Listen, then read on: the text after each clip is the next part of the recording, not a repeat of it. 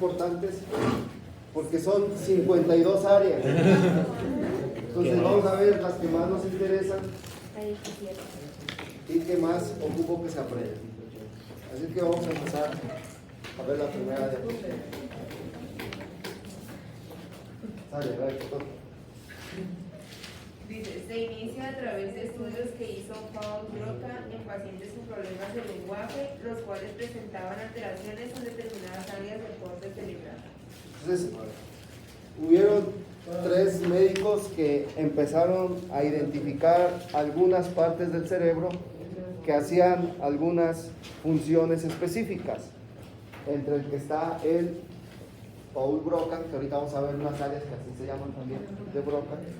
Pero el primero que fue un fisiólogo, ¿sí?, que se llamó Broca, que por eso le puso las áreas de Broca. Sale, cámara.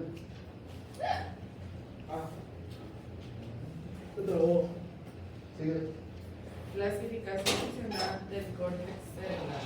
Áreas de proyección. 1. Área de proyección motora. Las que envían estímulos a determinados segmentos orgánicos para que exista movilidad. 2. Áreas de proyección sensitiva. Las que reciben información de determinados segmentos del cuerpo. Ok, entonces ayer habíamos visto el arco reflejo. Y habíamos dicho que el arco reflejo se componía de unas neuronas que eran motoras y otras neuronas que eran sensitivas. Ahora vamos a ver con estas áreas cómo se conjunta esta información de lo sensitivo para que haya una respuesta motora.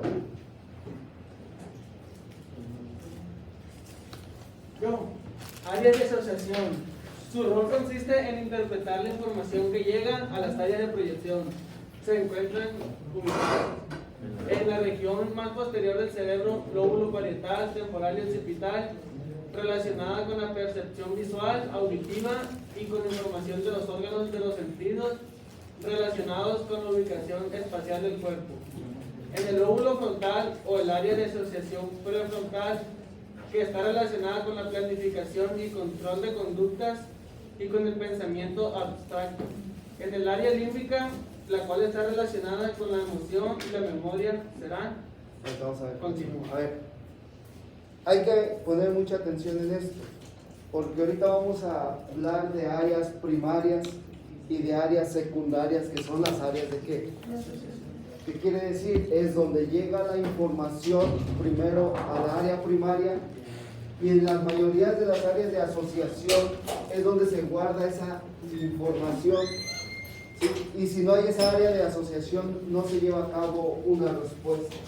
Por ejemplo, yo tengo esto que está caliente, yo lo toco, llega a la área sensitiva primaria y de ahí tiene que pasar a la área secundaria para asociar esa información. Exacto. Y dice, esto es desagradable. Entonces pasa al motor, a la primaria, y de la primaria pasa, ¿sí?, al área secundaria, que es donde se asocia la información y tú puedes hacer el movimiento. Entonces a esto se refieren estas áreas de asociación. Entonces la mayoría siempre tiene un área primaria, luego tiene un área secundaria o asociación. Y ese tiempo. No, pues está continuado ya.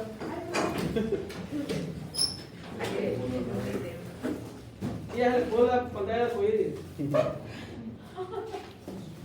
No tiene una diapositiva anterior que va a ser. Sale, cámbiale. Pásala. Te toca. Secundarias. Cuando tengan el rol de hacer un reconocimiento sensorial del estímulo. Hipnosis o toma de conciencia. Serán terciarias cuando tengan la función de elaborar estrategias de comportamiento. Entonces podemos llegar a tener terciarias, la mayoría solamente tenemos secundarias o de asociación. ¿Cambia? Vale. Las áreas de Brodmann. Con William Brodmann, en 1878, realizó un mapeo histológico del corte cerebral, dividiéndolo de acuerdo a la citoarquitectura. Cada área tiene una citoarquitectura o distribución neuronal característica. Así se comprobó lo siguiente. Entonces, estamos viendo que en 1878 este médico alemán que se dedicaba a la fisiología descubrió estas áreas que tienen una función específica, que ahorita las vamos a ver. Ahora sí, vamos a aprendernos las áreas. Bueno, ¿se acuerdan cuando vimos esto? En donde vimos los surcos y vimos las fisuras, ¿sí? Y en donde vimos también. Veamos ahora y empecemos a hablar de la primera área, que la vamos a localizar en este giro. ¿Cómo se llama ese giro? Acuérdense que este es el pre-central y este es el post-central.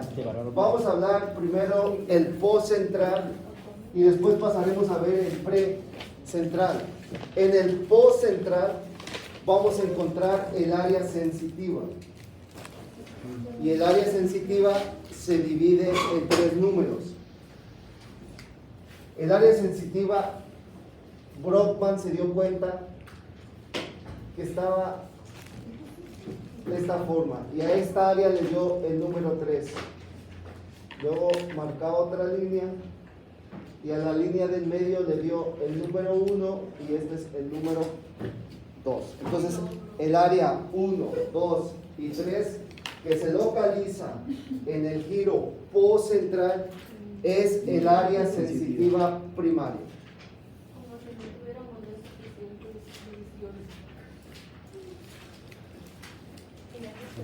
Entonces,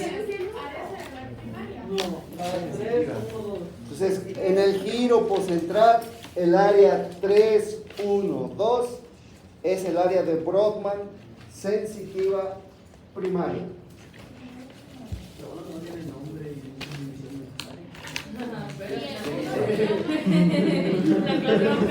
Ahora vean,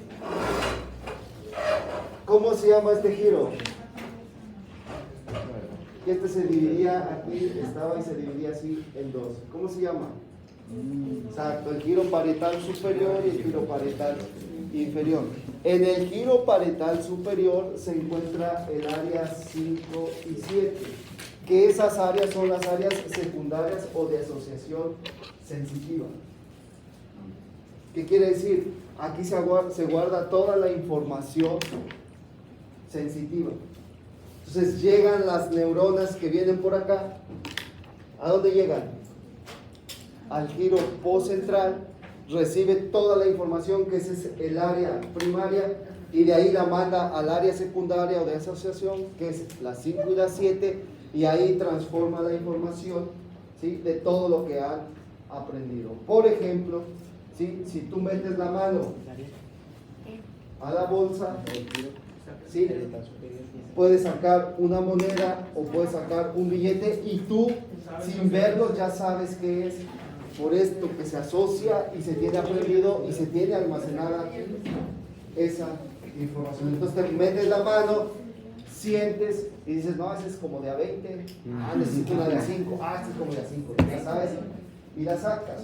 ¿Cómo haces esa respuesta sensitiva y motora? Por medio de estas.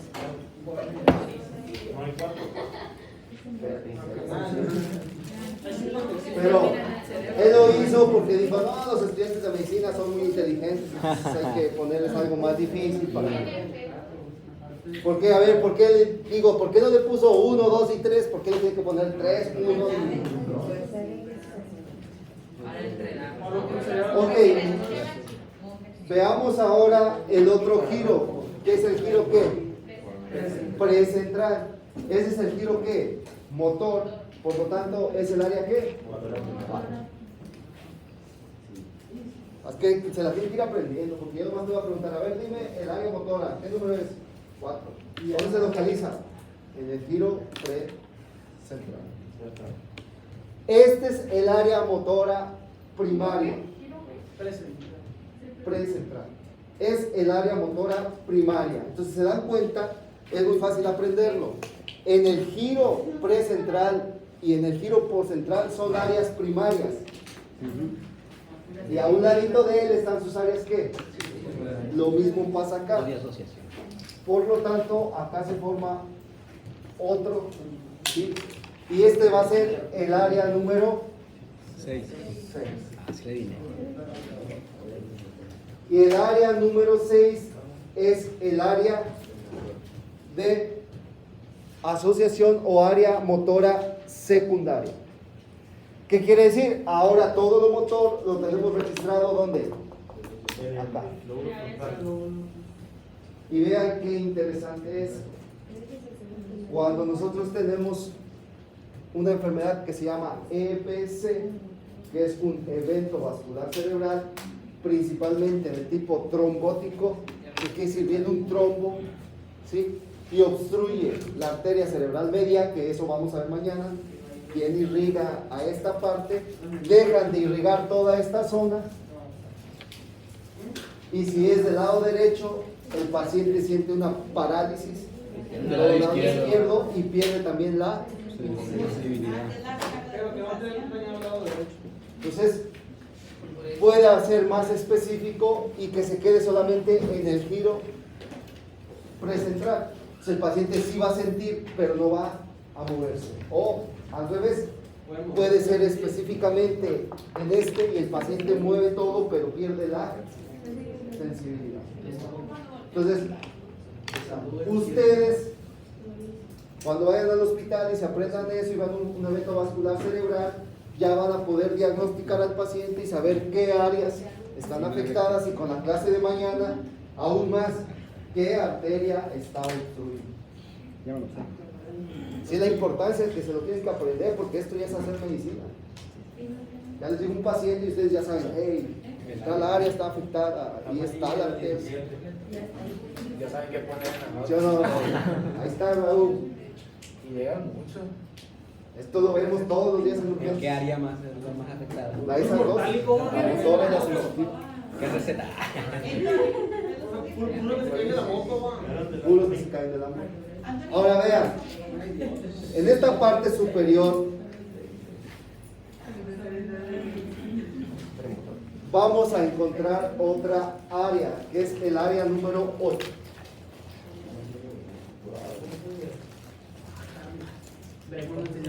Y esa área número 8 es la que se encarga de llevar a cabo los movimientos oculares. Los movimientos oculares. El lóbulo del lado derecho va a llevar a cabo los movimientos oculares del lado izquierdo. Y el lóbulo del lado izquierdo va a llevar a cabo los movimientos oculares del lado derecho. A ver, ven para acá. Muy mueve los ojos. Vean, cuando un lóbulo hace más la función, ¿sí? Ve el objeto a ese movimiento, ¿quién lo llevó a cabo? El lóbulo Derecho, izquierdo. Izquierdo, porque es derecho. Ahora vean, ¿en qué área fue ese movimiento? En el 8. En el 8. Ahora vean, ahora venlo para acá, ahí está. Ahora, ¿quién fue? El derecho. Es el contrario, acuérdense. Ahora vean este movimiento. A ver, ¿quién fue? Los dos. ¿Quién fue? Los dos. El movimiento hacia la parte superior y a la parte inferior, los lóbulos que se están llevando a cabo su función son los dos. Vamos a poner ahora un ejemplo. Quédate. ¿Qué pasa ahora si yo tengo una afectación en este? Va a predominar el lado que está funcionando. ¿Qué quiere decir? A él le dio un EBC del lado derecho, por lo tanto, ¿cuál va a predominar? El movimiento izquierdo. El del lado izquierdo. ¿Y hacia dónde se va a mover? Hacia el lado derecho. Entonces, el lado donde estén los ojos hacia ese lado va a ser el área que afectada. Entonces, Al revés. el paciente llega y le ve los ojos hasta acá y muévalos, no puedo. ¿Sí? Entonces, ya vas a saber en qué parte está afectada.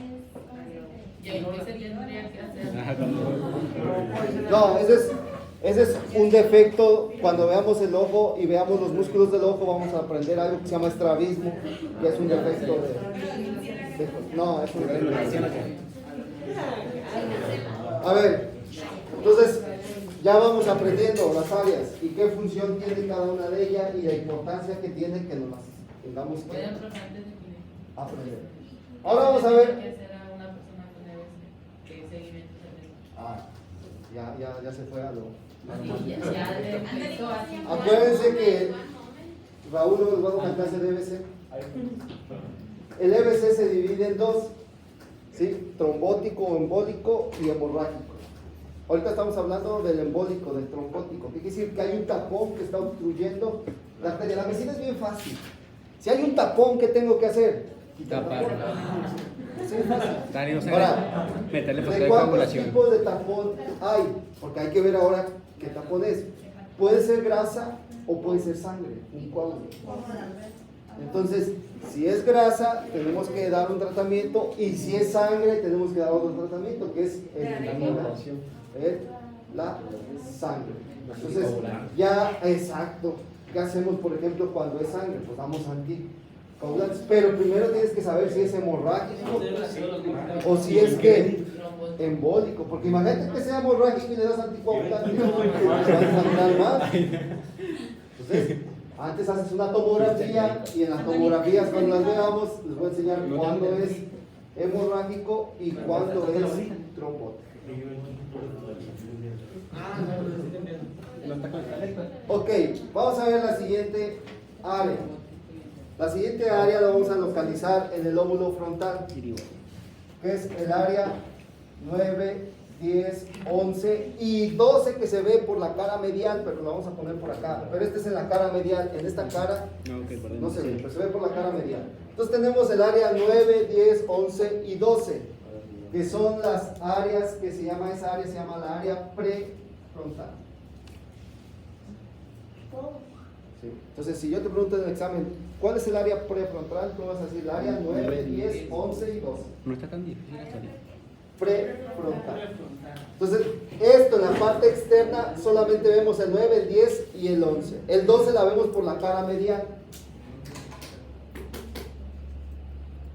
¿Cuál es la función de estas áreas? La función de estas áreas es el comportamiento social. ¿Qué quiere decir? Aquí se localiza el patrón de autoestima, el de planeación, la personalidad. Me falla esa área entonces. La atención. Si has escuchado una enfermedad que se llama déficit de atención, aquí está la afectación en el área prefrontal. Por lo tanto, ¿era qué? No. ¿Cómo se dieron cuenta? Un día el Brockman y el Brocan se fueron a poner pedos. Qué pey. Y el Broca pues era así como ustedes, que no hablaba, puro estudiar y así igualito que ustedes. Y lo empezó a pistear, dijo, vamos a ver qué pasa. Y de un momento resulta que se transformó. Y ya hablaba y echaba relajo, y se subía a la mesa y hacía todo. Soy en el bunga. Entonces se puso a estudiar y dijo, pues ¿qué pasa? ¿Por qué le metemos alcohol y reacciona de una forma y cuando no tiene alcohol De está otra. de otra forma? Porque el alcohol actúa a este nivel. Y entonces cambia tu qué? Tu personalidad. Eres un paciente tímido, restringido, que no haces nada, pero ya cuando tomas alcohol, andas bailando en la camioneta. Sí, falta.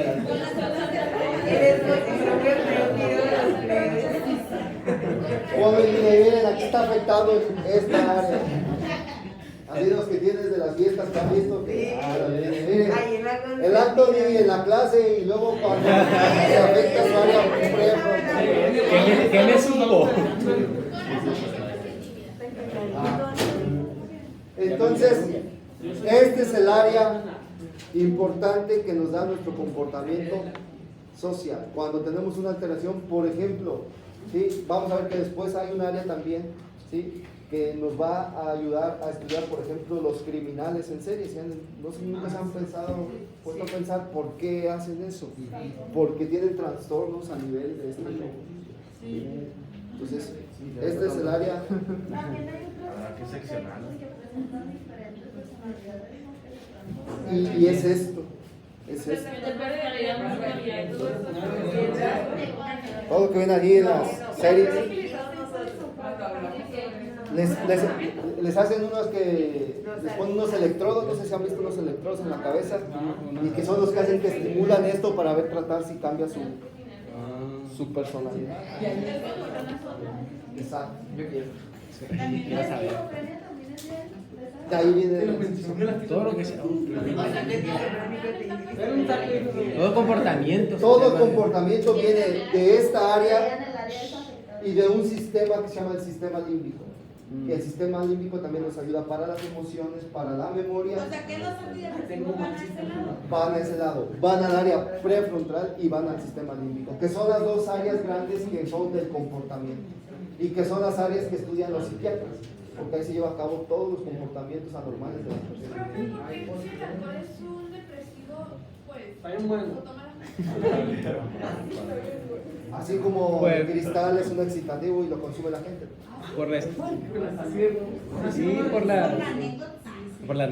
por la dopamina, hija. Hay gente que quiere estar excitada, toma excitantes como el éxtasis, se llama éxtasis. El cristal, la metanfetamina es un estimulante, pero hay gente que quiere decir todo lo contrario, ¿no? Quiere estar dormida, deprimida, y entonces ahí es cuando toman alcohol. O toman unos medicamentos que se llaman benzodiazepinas, como el diazepam.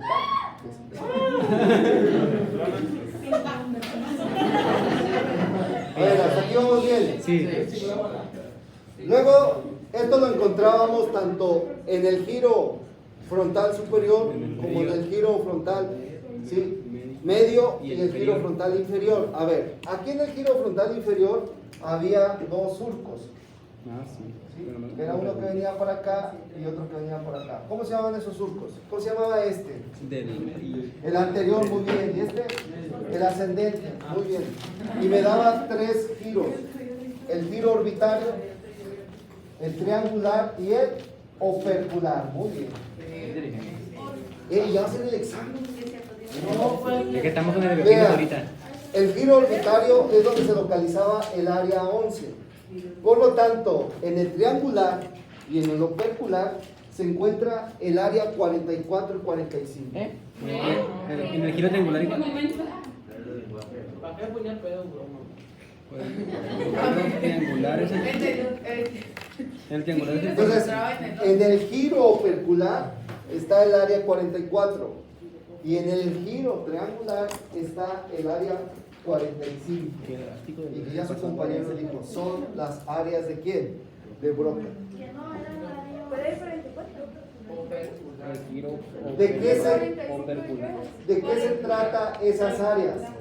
Las áreas se tratan donde se lleva a cabo la parte motora del lenguaje. Ah, pues tenemos la traba ahí. Entonces, este es el área motora del lenguaje. Los tartamudos, por ejemplo. Exacto. La desastre también.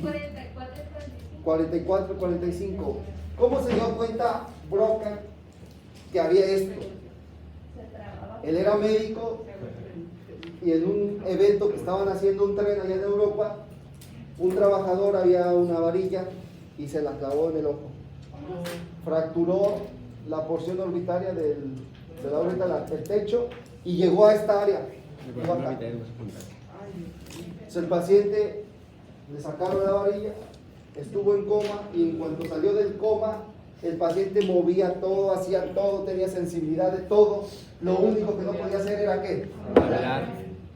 Tú le hablabas y él extendía lo que le decías, Pero todo, no podía. pero él no podía emitir los sonidos, porque para emitir los sonidos es que movimiento, es motor, y este es el área motora del Ah, o habla. sea, no activaba Tampoco la veía con ese No ojo. activaba Movía la la lengua boca. y las cuerdas La vocales. distancia movía, pero no tenía ese nivel. No la movía. Tienes daño en el cerebro que empiezan a hablar. ¿Qué pasa? Espérate, ahorita llegamos a eso. Ah, sí. Y la desastre dice mi tío. Entonces, a ver, quiero que pongan atención en esto y que no se confundan. Este es el área motora del habla. ¿Qué quiere decir? Para que tú puedas hablar, escuchas un sonido, lo procesas, ahorita vamos a ver el área donde, y después ya emites una respuesta que motora, ya hablas.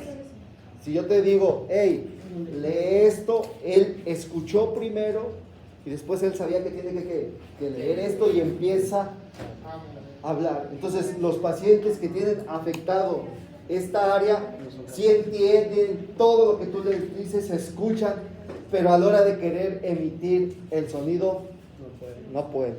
Y ese es el área que Motora del habla del lenguaje. y es la 45 y 44, que también se llaman áreas de quién? De Broca. Y cuando tú pierdes el habla, se llama afasia. Por lo tanto, esa se llama una afasia de quién? De Broca. Entonces, hay pacientes que se obstruye, ¿sí?, un evento vascular cerebral, se obstruye esta parte y esta parte que irriga las áreas 44 y 45, y el paciente está completo, siente todo, pero no puede ¿qué? Entonces tú le dices, ¿cómo te llamas? Y él entiende que le estás preguntando, pero no, queda mudo, no puede. ¿Cuánto tiempo tiene que pasar aproximadamente si una área está obstruida para que ella... Entre 4 y 5 horas. Profe, entonces los mudos tienen afectada esa área. No, espérate. Espérame. Hasta aquí vamos bien. Así es. O sea que en sí no se activa el área para, se podría decir, mover la boca para poder... Sí, no puede, pero- decir las palabras, pero sí articulando. Pero No puedes articular. no puedes articular las palabras, pero sí entiendes todo. Nada más. Lisa, sí. No puedes articular las palabras, pero tú entiendes todo. Lisa. Puede haber la disartria, es cuando te cuesta trabajo articular las palabras, pero bueno, es necesario. No, después ya me contestaron. ¿No puedes qué? La dislexia.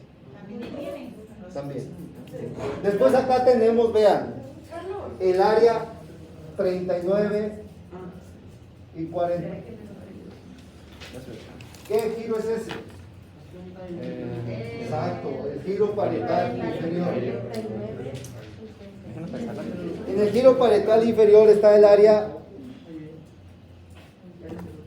39 y 40. Primero está el 46.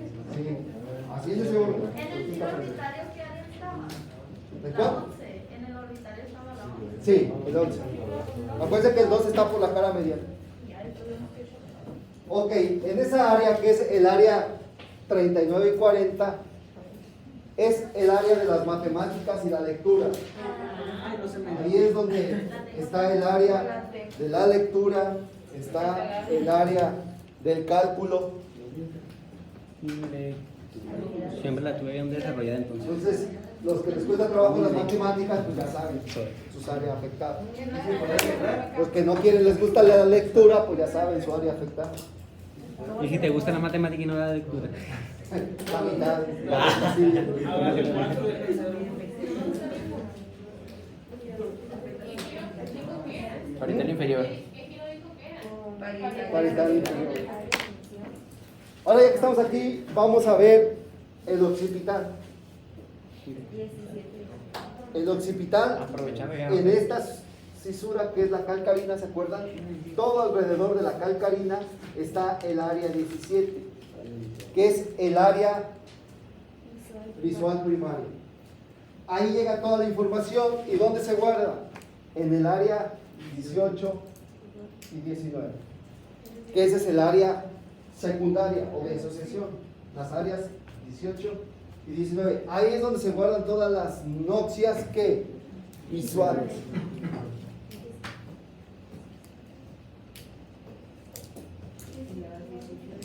Cámbiale. Sí, es 19 y 18. Ahí está. Porque aquí pone 18 y 19. Ahí no tienen una hojita.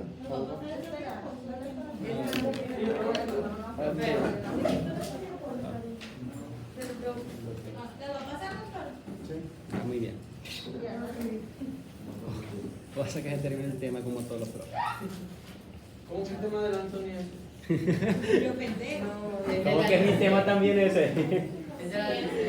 Ahorita les... Así que tienes que subir el video. Profe, Y vean. también tiene que ver con el tema de distribución de la área somatosensorial y somatomotora, algo así. ¿Cómo? ¿La distribución de qué? Voy a ver bien el tema. Para que me digan. Entonces vean, aquí está, quiero que entiendan esto. Este es el área visual primaria y estas son las secundarias o de asociación. Aquí se guardan todas las noticias visuales, pero hay algo importante y más específico. El área 37, que es esta, que está a un ladito de ella, vean, el área 37, es el área de almacenamiento de todas las fascias de las personas, que quiere decir de la cara de la persona. Como yo veo su cara de él y digo, ¿cómo se llama? El Antonio. Entonces, ¿dónde se guardó esa información visual de las fascias? En el 37. En el área 37. Entonces, si se te daña esto, ya no puedes distinguir a las personas. ¿Qué es lo que pasaba en el caso del Alzheimer con los pacientes que ya no reconocen a sus familiares?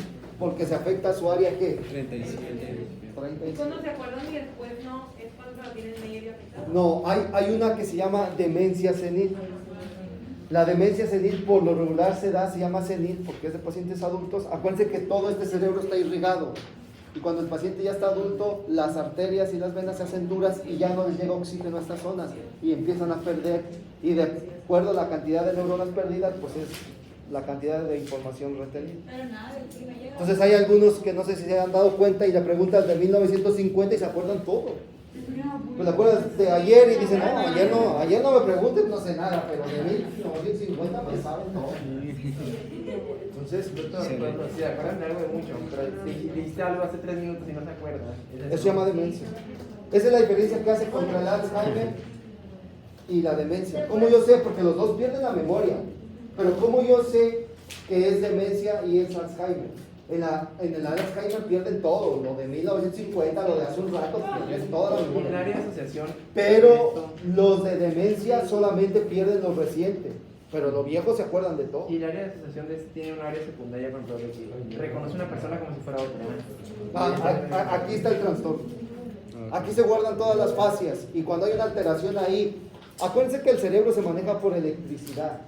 Y si aquí se da un foco ectópico eléctrico donde está aumentando la potencia, entonces ahí es cuando hace que empiece a no conocer ya bien a las personas o que les ponga otro nombre, porque hay una alteración a este nivel. Entonces, en la 18 y 19 se guardan toda la información visual de todo lo demás, de los objetos, del celular, de todo, pero específicamente de la cara, se va a hacer en el área que... ¿Se puede tener demencia a temprana edad? Así joven. Sí, puede haber. Un mongolito. Es que hay que ver el por qué le está pasando la demencia. Puede ser de tipo vascular o puede ser que tenga una malformación y que se estén destruyendo. Acuérdense que todo eso pasa por la destrucción de las neuronas. Doctor, ¿y cómo se puede diferenciar la demencia del Alzheimer, pero de diagnóstico? Así, clínico. No hay algo, no, tú le haces una tomografía, le haces, no sale nada. No hay algo específico que diga, si sale en la tomografía esto es Alzheimer o demencia, no. Todo es clínico. Lo único que han hecho los neurólogos son test específicos en donde valoran eso. ¿Cómo colorean y algo? A ver, colorea, a ver, dime cuánto hay, y ellos hacen ahí y ellos ya se dan cuenta, no, mira, no se acuerda de nada, este sí se acuerda de algo, pero entonces este es demencia y este es Alzheimer. Así es como... Las personas que ¿Tienen qué? depresión, por así decirlo, y ya saben que también tienen como un tipo de cerebromialgia, ¿eso también afecta en el área frontal o también? Mira, la mayoría de los problemas del lóbulo frontal, ¿sí? El paciente es manipulador en algunas ocasiones. ¿Qué quiero decir con esto? El paciente cuando tiene un trastorno psicológico, psiquiátrico, se va a los extremos. Un ejemplo, hay pacientes que tienen depresión y que su manifestación es siempre están enfermos, aunque no están enfermos. pero es una forma de llamar la atención hacia la demás gente y entonces él dice, ya sé que me hago el enfermo y todos tiran la atención para acá. Si se hace el enfermo y nadie los pela, entonces dice, no, esa no. Buscan por De otra otra manera, manera. puede ser técnica. Entonces son manipuladores. No todos, pero la mayoría de los pacientes que tienen problemas ahí tratan de manipular. Es más, el otro día estaba leyendo y qué cierto es, y decían, ¿cómo identificar a un paciente psicópata? O sea, o que va a llegar a ser psicópata. Cuando tiene alterado esto, y aquí está la personalidad. Por lo tanto, se altera, ¿y qué quiere decir? Es el que siempre dice, no, yo soy acá el más guapo, el más de todo. ¿Por qué soy yo? Tiene ¿Por qué me alternan? pasa sobre todos con tal de él sentirse. No le importa si le acaba de Ah, nada. Aguas con esas personas, porque esas personas. Y profe, ¿verdad que eso se puede identificar desde Desde antes, temprana edad? desde Pues, o sea, temprano, desde sí. ¿Verdad que no todos tiene que pueden ver con ser. la manera con la que son creados? No, o sea, que no tiene Acuérdate que esto es un desarrollo neurológico. O sea, ¿qué quiere decir? Si traen un trastorno ya acá, el niño no fue porque... Es más, hay niños que les pegan y siguen con el mismo comportamiento. Ellos no o sea, no tienen como sentimientos hacia la... También. ¿Sí? Profe, entonces, si no tiene que ver con la manera en cómo son creados, ¿por qué dicen que, por ejemplo, un papá que es como, ¿cómo decía que era la persona? Psicópata. Ajá, psicópata, dicen que su hijo también tiende a ser psicópata? Puede ser hereditario. Es genético. Ahí viene, a ver. Esto es como la diabetes. Ahí les va. La diabetes se puede dar porque comiste muchas Coca-Colas, muchas hamburguesas, Muchas o cosas sea, que por hacen. el exceso tuyo. Así hay niños que también tienen trastornos psicológicos por el comportamiento de los papás o que nunca los reprendieron. Se puede dar así. Pero la diabetes también es genética, es decir, te la heredan y la vas a desarrollar. Tú pudiste ser muy deportista y llevar una dieta. Llega un momento en donde te vuelves diabético y dices, pero ¿por qué si Y es por la yo genética. me cuidaba? Porque ya lo traes genéticamente. Lo mismo pasa, igual como por ejemplo el alcoholismo. El alcoholismo, hay gente que dice, no, es que él veía cómo tomaban y por eso él adquirió. Puede ser, pero hay mucha gente que ve y no lo adquiere. Pero si tú ya lo traes genéticamente, lo vas a desarrollar. Entonces, ¿qué pasa? ¿Cuál es la diferencia? ¿Cuál es la diferencia? Si tú ya traes genéticamente los genes que vas a ser diabético y desde chiquito le entras a los tacos la comadre, la Coca-Cola, obvio que a los 20, 30 años ya vas a ser diabético. Pero si tú te cuidas y haces ejercicio y comes bien, pues vas a ser diabético a los 60. Pero vas a ser diabético porque ya lo traes. Es una gran diferencia. las enfermedades a alguien más? Entonces, ¿qué pasa, por ejemplo, con los alcohólicos? Si el niño ya lo trae los genes y ve que pistean en su casa, pues a los 10 años ya anda pisteando.